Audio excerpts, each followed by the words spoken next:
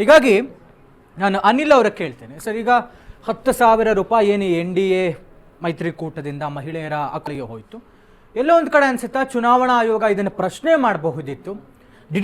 ಒಂದು ಫೇವರಿಸಮ್ ಮಾಡ್ತಾ ಹಾಗಾದರೆ NDA ಮೈತ್ರಿ ಪಕ್ಷಕ್ಕೆ ಚುನಾವಣಾ ಆಯೋಗ ಅನ್ಸುತ್ತಾ ನಿಮಗೆ?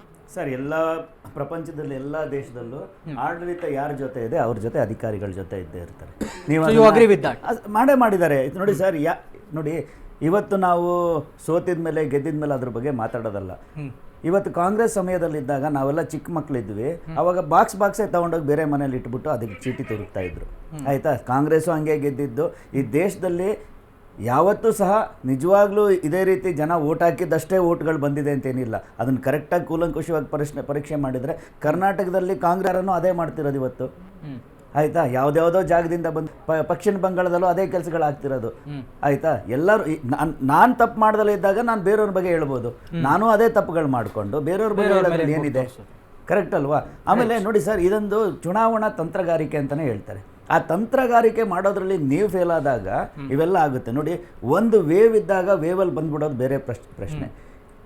20 ವರ್ಷ ನೀವು ಒಂದು ಜನ ನೀವು ಉಳಿಸ್ಕೋಬೇಕು ಅಂದಾಗ ಬೇರೆ ಬೇರೆ ಬೇರೆ ಬೇರೆ ತಂತ್ರಗಾರಿಕೆ ಆಗಬೇಕು. ಆಮೇಲೆ ಬಿಹಾರದಲ್ಲಿ ಯಾವುದೇ ರಾಜ್ಯ ಆಗಿರ್ಬೋದು, ಡೆಲ್ಲಿ ಆಗಿರ್ಬೋದು, ಕರ್ನಾಟಕ ಆಗಿರ್ಬೋದು, ಅಲ್ಲಿಯ ಪ್ರಾಬ್ಲಮ್ಗಳನ್ನ 5 ವರ್ಷದಲ್ಲಿ ಬದಲಾವಣೆ ಮಾಡೋಕ್ಕಾಗೋದಿಲ್ಲ. ಅದಕ್ಕೆ 25ರಿಂದ 50 ವರ್ಷ ತಗೊಳುತ್ತೆ. ಕನ್ಸ್ಟ್ರಕ್ಷನ್ಗಳಾಗಬೇಕು. ಅದಾದಮೇಲೆ ಒಂದು ಮೆಟ್ರೋ ಮಾಡೋದಕ್ಕೆ ನಮ್ಮ ಬೆಂಗಳೂರಲ್ಲಿ 10 ವರ್ಷ 15 ವರ್ಷದಿಂದ ಮಾಡ್ತಾಯಿದ್ವಿ. ಸೊ ಬದಲಾವಣೆಗಳಾಗಲೇಬೇಕು.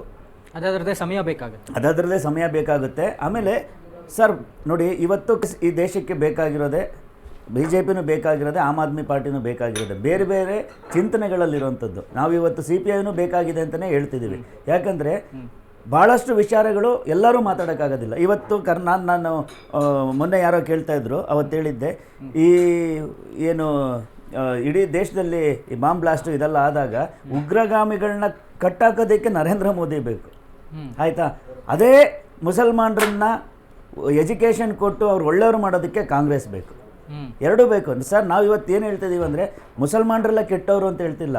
ಅಲ್ಲಿ ಕಚ್ಕೊಂಡು ದೇಶ ನಂದು ಅಂತ ಹೇಳ್ತಾನಲ್ಲ, ನಂದು ಅನ್ನೋನು ಮಾತ್ರ ಕೆಟ್ಟವನು. ನಮ್ಮದು ಅನ್ನಬೇಕು. ಅವನು ಯಾಕೆ ನಂದು ಅಂತ ಹೇಳ್ತಾನೆ? ನಂದು ಅಂತ ಹೇಳೋನಿಗೆ ಏನಾಗುತ್ತೆ? ಸ್ವಾರ್ಥ ಬರುತ್ತೆ, ಈ ದೇಶನ ನಾವು ತಗೋಬೇಕು ಅಂತೇಳಿ. ಆ ರೀತಿ ಅಲ್ಲ ಸರ್. ಇವತ್ತು ಮುಸಲ್ಮಾನರಿಗೆ 50 ಜನ ಬೋದು, 200-400 ವರ್ಷ ಆದಮೇಲೆ ಅವ್ರದ್ದೇ ಜನಸಂಖ್ಯೆ ಆದಾಗ ಹಿಂದೂಗಳಿಗೆ ಅವ್ರು ಹೊಡಿತಾರೆ.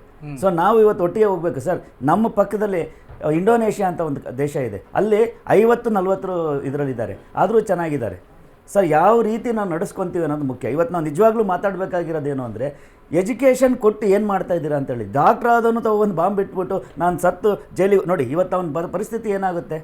15 ಜನ ಜೈಲಲ್ಲಿ ಕುಳಿತಾರೆ. ಅವ್ರ ಹೆಂಡತಿ ಮಕ್ಕಳು ಪರಿಸ್ಥಿತಿ ಏನಾಗುತ್ತೆ ಅನ್ನೋದು ತಿಳಿ ಹೇಳೋರು ಯಾರು?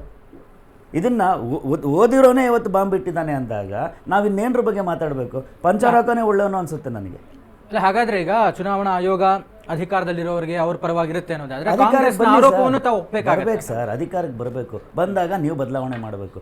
ಕೂತ್ಕೊಂಡು ಅವ್ನು ಸರಿ ಇಲ್ಲ ಅಂತ ಹೇಳೋದಕ್ಕೆ ನೋಡಿ ಸರ್, ನಾನು ನಿಮ್ಗೊಂದು ಮಾತು ಹೇಳ್ತೀನಿ. ಒಂದು ಶಾಲೆ ಇರುತ್ತೆ, ಕಾಂಗ್ರೆಸ್ನ ವೋಟ್ ಚೋರಿ ಆರೋಪವನ್ನು ತಾವು ಸಹಮತ ಇದೆ ಅನ್ನೋಂಗಾಗುತ್ತಲ್ಲ ಸರ್. ಎಲ್ಲ ವಿಷಯಗಳು ವೋಟ್ ಚೋರಿ ನಾವು ಯಾವತ್ತೂ ಹೇಳಬೇಕಿತ್ತು. ನೀವು ವೋಟ್ ಚೋರಿಯಾಗಿ ಒಂದು 15 ದಿನದಲ್ಲೋ 20 ದಿನದಲ್ಲೋ ಹೇಳಿದರೆ ಆ ಡಾಕ್ಯುಮೆಂಟ್ಗಳಿರೋದು, ಅದ್ರ ಮೇಲೆ ಕೇಸ್ಗಳು ನಡೆಯೋದು. ನೀವು 6 ತಿಂಗಳು 7 ತಿಂಗಳು ಬಿಟ್ಟಿದ್ದೀರಲ್ಲ. ಇವತ್ತು ಬಿಹಾರದಲ್ಲಿ ಏನಾಗಿದೆ ಅಂತೇಳಿ ಇನ್ನೊಂದು 40 ದಿನದಲ್ಲಿ ಹೇಳಿ. ನೀವು ನಾವೇನು ಹೇಳ್ತಾ ಇದೀವಿ ಅಂದರೆ ಸರ್, ನೀವು ಎಲ್ಲ ಕೊಳ್ಳೆ ಹೊಡೆದು ಎಲ್ಲ ಖಾಲಿ ಆದಮೇಲೆ ನೀವು ಕಳ್ಳು ಹಿಡಿಯೋಕೆ ಹೋದರೆ ಅವನ ಹತ್ರ ಏನೂ ಸಿಗೋದಿಲ್ಲ. ಏನು ಸರ್, ನೀವು ಹೈಡ್ರೋಜನ್ ಬಾಂಬ್, ಆಟೋಮ್ ಬಾಂಬು ಅಂತೆಲ್ಲ ಹೇಳಿದಾಗ ನಿಮ್ಮ ಪ್ರಜ್ಞೆ ಎಲ್ಲಿರುತ್ತೆ? ಇದರಿಂದ ನಾನು ಗೆದ್ದುಬಿಡ್ತೀನಿ ಸರ್. ಒಂದೇ ಒಂದು ವಿಚಾರದಲ್ಲಿ ಯಾವುದಾದ್ರೂ ನೀವು ಬದಲಾವಣೆ ಮಾಡೋಕ್ಕಾಗುತ್ತಾ ಈ ದೇಶದಲ್ಲಿ? ಇದು ಇಷ್ಟು 140 ಕೋಟಿ ಇರುವಂಥ ದೇಶದಲ್ಲಿ ನಾನು ಹೈಡ್ರೋಜನ್ ಬಾಂಬ್ ಬಿಟ್ಟು ನಾಳೆ ಬೆಳಗ್ಗೆ ಮನಸ್ಸನ್ನು ಬದಲಾಯಿಸ್ತೀನಿ ಅನ್ನೋದಿದೆಯಲ್ಲ, ಅದನ್ನು ಮಾಡೋಕ್ಕಾಗುತ್ತಾ? ಇವತ್ತು ಬದಲಾವಣೆ ನೋಡಿ, BJP 0ದಿಂದ 13 ಸ್ಥಾನಕ್ಕೆ ಬಂದು ಇವತ್ತು 80 ಸ್ಥಾನಕ್ಕೆ ಬಂದಿದೆ ಅಂದಾಗ ನಾವು ಯೋಚನೆ ಮಾಡಬೇಕು ಎಷ್ಟು ಕೆಲಸಗಳು ಮಾಡಿರ್ತಾರೆ ಅಂತೇಳಿ. ನಾವು ಟೂರಿಂಗ್ ಟ್ರಂಕ್ ಅಂತೇಳಿ ಇವತ್ತು ಬಂದು ಪಿಕ್ಚರ್ ತೋರಿಸಿ ಹೋಗ್ತೀವಿ, ಮತ್ತು ಬೇರೆ ಊರಲ್ಲಿ ಪಿಕ್ಚರ್ ತೋರಿಸ್ತೀವಿ ಅಂದರೆ ನಡೆಯೋದಿಲ್ಲ. ರಾಜಕೀಯದಲ್ಲಿ ಇಚ್ಛಾಶಕ್ತಿ ಇರಬೇಕು, ನಮ್ಮ ಮನೆಗಳಿರಬೇಕು. ಅದಕ್ಕಿಂತ ಮುಖ್ಯವಾಗಿ ನಾನು ಏನು ಹೇಳ್ತೀನಿ ಅಂದರೆ, ನೋಡಿ ಸರ್, BJPಯಲ್ಲಿ ಇವತ್ತು ನರೇಂದ್ರ ಮೋದಿಯವರು ನೀವು ಯಾವತ್ತಾದರೂ ಯಡಿಯೂರಪ್ಪ ಅವ್ರ ಬಗ್ಗೆ ಆಗಿರ್ಬೋದು, ಇಲ್ಲಾಂದರೆ RSS ಅವ್ರ ಬಗ್ಗೆ ಮಾತಾಡಲ್ಲ, ಅವ್ರು ಗಾಂಧಿ ಬಗ್ಗೆ ಮಾತಾಡ್ತಾರೆ. ಅವರು ಯಾರು ಇವರು ಅಲ್ಲ, ನೆಹರು ಅಲ್ಲ, ಅವ್ರು ಏನು ಮಾಡ್ತಾರೆ ಅಂದರೆ ಗಾಂಧಿಯವ್ರನ್ನ ಪುತ್ಥಳಿಗಳನ್ನ ಕಟ್ತಾರೆ. ಅವರು ಪಟೇಲ್ರದ್ದು ಪುತ್ಥಳಿಗಳನ್ನ ಕಟ್ತಾರೆ. ಯಾವತ್ತಾರು ಹೆಡ್ಗೆಯವರು ಅವ್ರನ್ನ ಮಾಡಿದಾರಾ? ಸರ್, ನೀವು ಒಂದು ಜಾಗಕ್ಕೆ ಬಂದ ಮೇಲೆ ಪ್ರಬುದ್ಧತೆ ಬೆಳ್ಕೋಬೇಕು. ಆ ಪ್ರಬುದ್ಧತೆ ಇದ್ದಾಗ ಜನ ಹೇಳ್ತಾರೆ, ಸರ್ ಎಡ್ಗೇವರ್ ಆಗಿರ ಬಗ್ಗೆ ಬೇರೆಯವ್ರ ಬಗ್ಗೆ ಮಾತಾಡೋದಕ್ಕೆ ಇಲ್ಲಿ ಚಕ್ರವರ್ತಿ ಸೂಲಿಬಲೆ ಇಂಥವ್ರನ್ನ ಹುಟ್ಟಿಸ್ಕೋಬೇಕು ನೀವು.